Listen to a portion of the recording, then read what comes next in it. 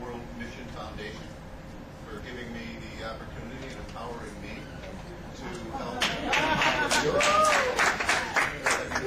And I'd like to give you a little break and ask those of you who can to stand up. And stand right up. And the room is divided nearly in half. And this is about power. So I'm going to say the word power, and then I'd like this half of the room to say the word power back to you, whatever language you're the most comfortable with saying, whether it's a language other than English, your native language, or you. And we'll go from there. So starting with this side, power. Power. Okay. Oh, good. Let's see if we can do better over here. Power. Power. You want to try one more time? No? Power. Okay. Everybody together. Power. Very good. Now, while you're still standing, just say some words that come up with power. I've heard money. I've heard education. What words do you associate with power? Confidence. Boldness. Self-determination. More. Understanding. Knowledge. Voice. Knowledge. Perfect. Okay, thank you very much. You can have a seat for a moment or so. I don't have a PowerPoint for this because I want you to be the PowerPoint. You need to have a collective vision. Over 100 years ago, there was a woman named Mary Parker Follett, and she identified clearly in a business capacity in what was then very much a man's world. She identified two of the three major sources of power. The first being power over, a control power, a very masculine type of power. The second being a power with, a power of influence, a power of connection, what's traditionally a very feminine type of power. And as we look at those types of powers, that's what we deal with all the time. We desire to be in control of the things around us and in control of our own life. That's the best way where that type of traditional masculine power comes into play as far as getting things done, as far as being disciplined about ourselves, arranging our day. But there's the other power, the power with, the power to influence, the power to connect, the power to relate, the power to bring everything together so it functions harmoniously, and that's generally a very feminine type of power. And really the two aren't separate. The third part of power, the third type brings it together. That's the divine power. That's the power where both masculine and feminine come together to create something very beautiful. I think that the greatest point in this meeting so far, despite all the life efforts and the expertise, was the introduction of this beautiful child. Yes. Where the masculine and the feminine, the male and the female, we're really not separate. We're one. We're not opposite. We're connected. Shamans know that as they bring together the male and the female, the masculine and the feminine within their energies. As far as the ancient myths, the gods and goddesses work together, the yin and the yang work together. So this is all masculine and feminine, all one, equal, different. Together, it creates something that's beautiful and helps us be truly empowered and reach potentials that we've never even thought of reaching before. So when it comes to power, there was a gentleman, you may recognize his name, Albert Einstein. He said, nothing happens until something moves. Yes. Kind of obvious though, isn't it? Yes. I mean, if we see something move, we know that something's happening. And I know that I'm supposed to be talking about time management, and that will start to get in here. Time management is about measurement of movement. In this world that we see movement, we see change, our science measures it, our cells respond to it, our sports and running is about this measurement of movement. The movement of women's rights and empowerment is about over a long period of time. How far has it come? So that's the kind of connection that we're going to go here. But when we're looking about movement happens when you see me up here, when you go to get some food, When we do anything, there's things that are making that movement happen that we don't see. And that's part of what this little section is about. It's what we don't see. Our bodies send us a little signal. And your stomach says it's hungry. So you get up to go get something to eat. Something moves around you and it scares you, so you get more signals from your body of fight or flight syndrome. The types of adrenaline flow. There's all kinds of cholesterol that is emitted into our bloodstream. Everything to help us go on, but we don't really see that. We've only seen that for 100 years or so. And all we saw was what was happening as a result of it. We were moving. And this movement was a result of that which we didn't see. So our body sends signals. It sends signals to our midbrain, our emotions, and we start saying, is this going to make me happy? Is this going to make me safe? Is this going to make me connected? And we decide before we even have a chance to think. But then we do think. And we decide this is how I'm going to move. We have a mental process that happens. And then we have a tendency to reflect.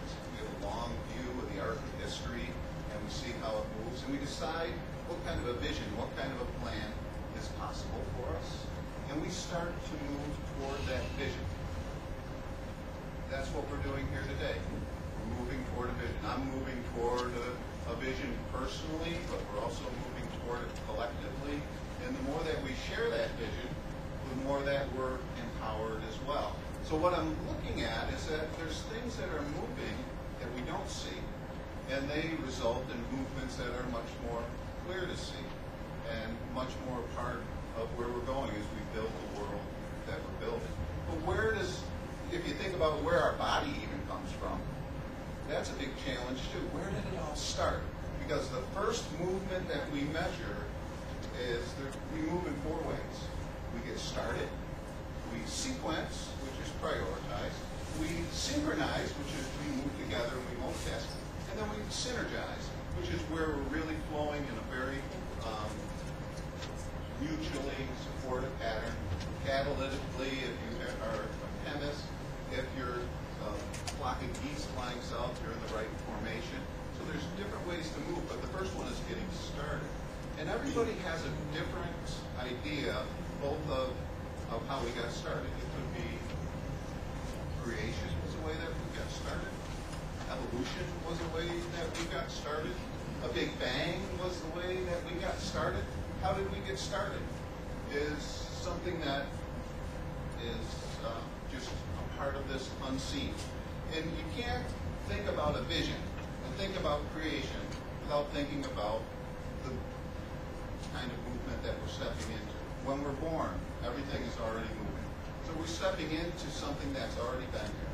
It's got a spiritual component, it's got a physical component, it's got an emotional component, it's got a cognitive component, and it's got a creative visionary component. And when those things align, it's very powerful. When those things are all aligned, we're able to reach our goals in tremendous creative ways. So someone asks me, well, how doesn't that really happen? We think about what it takes to make a vision happen. Each one of us being here, I'm sure, is very good at this. It takes confidence. It takes faith. It takes assurance. Or as my favorite scientist would say, it takes a sense of adventure. Something that we really want to accomplish. And it goes very much in an alignment pattern. We all share this as human beings. And that's what I want to help encourage, that sense of confidence and faith that where we're going is going to make it, that the masculine and the feminine and the creative are going to create something divine.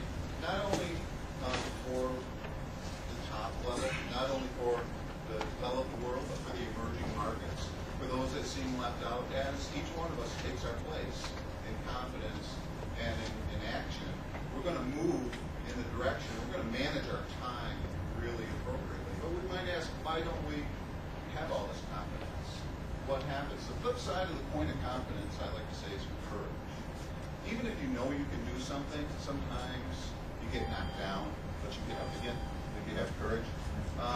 You don't quite make it where you thought you'd make it, but in the end, really great things happened. Elizabeth Cady Stanton, she went through tremendous resistance. Susan B. Anthony went through tremendous resistance. Sojourner Truth, she was beaten so many times in slavery and had her children taken from her so many times, and her lovers removed in a really horrible life in that way. But she kept on with her vision of speaking truth to power and seeing the kind of freedom that she wanted to see and the possibilities reached. So she actually had her interviews with Abraham Lincoln at that time, and that was almost 60 years later. There's a lot of people who start on a journey, they have that vision, they have everything aligned, but they don't make it quite to where they thought they'd make it. There were hundreds of other liberating women that didn't rise to the level of Elizabeth Cady Stanton or Susan B. Anthony, or aren't as well known as Sojourner Truth. And yet, they all took heart. They would help to organize. They would help to encourage. And they really found their place. I have a friend who's an artist at Katharina, and she tells me that maybe 1% of people who start in artists really get to be the artists, but the rest very much get to, and I see a time signal here, so I've got to condense a little bit, multitask, but the rest might take up teaching, or teaching art, or running a gallery, or a museum, or reading somebody at the door, or doing it like my brothers do as an advocation to teaching in an elderly home, or just running an art meetup. So whatever your vision is, no matter how much faith you have in it, if you've gone through a downtime, have courage, continue to step up and try to make it happen, and you find a place to be able to get that work done. The art of time management is really movement. So the idea is to follow your feelings, keep your emotions very much in line with a passion for what you do, even if you don't quite make it to the level you want. It might be just around the corner. Continue to work with others and to multitask, doing more than one thing, having your family, having your other job and your avocation, and women are generally known as much better multitaskers than men. So I think I'm going to be just about taking out here. So let me leave with one more thing. There's 25 books up here on the table that talk about this. They've been donated by the Calabrian Fund. And what they are is about time management, which is power moves, goal management, which is about your power direction, relationship management, which is power relationships, conflict management, which is power growth as we come into conflict, and then strategic management, which are power thoughts. So with that, and I thank you very much.